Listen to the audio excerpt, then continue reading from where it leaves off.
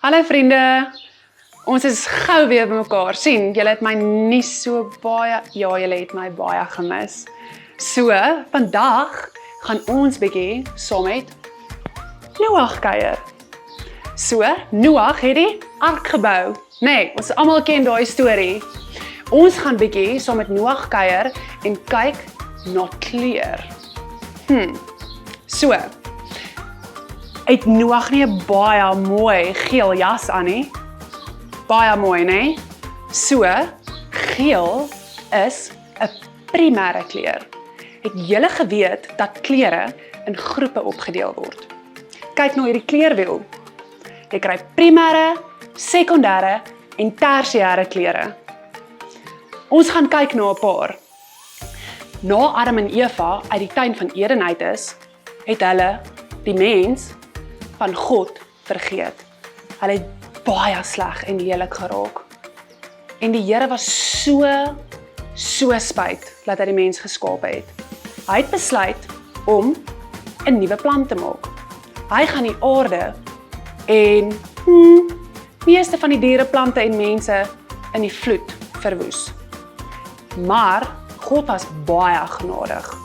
Onthou, God het vir 100 jaar lank laat Noag aan daai ark bou. En terwyl hy stadig aanbou, het die Here vir hulle kans gegee om te bekeer.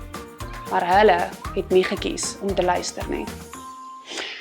So, wat se kleur is hierdie ark? Hy's van hout gemaak en hy is 'n baie mooi bruin kleur. Ons kry bruin deur 3 primêre kleure te meng. Daai primêre kleure is rooi, blou en geel. Dit is ons 3 primêre kleure. Goed, ons gaan bietjie kyk na al die diere wat in die ark ingeloop het. Ons sien klomp diere met die mooiste kleure. Voëls wat vlieg, mooi pers in hulle vere. Pers is 'n sekondêre kleur. En pers word gekry deur 2 primêre kleure te meng. Pers word gekry deur rooi en blou te meng. Goed, kom ons kyk nou nog 'n kleur. Wat se kleure sien julle nog? Yes, ons sien oranje. Oranje word ook gekry deur 2 primêre kleure te meng. Oranje kry ons deur rooi en geel te meng.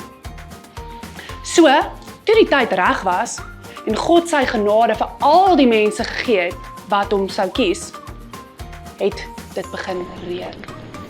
So nou is Noag en die diere in die ark is mooi toe en dit reën vir 40 dae en 40 nagte totdat die hele aarde bedek is met blou water.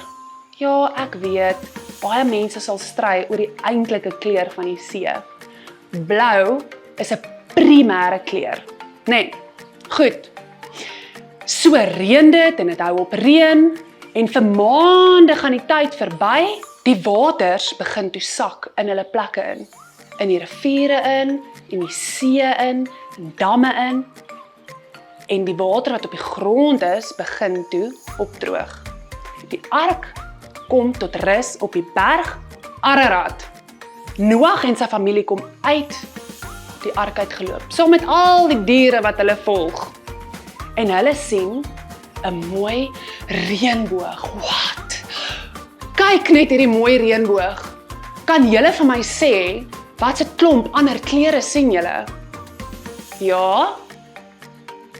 En? Wow, yes.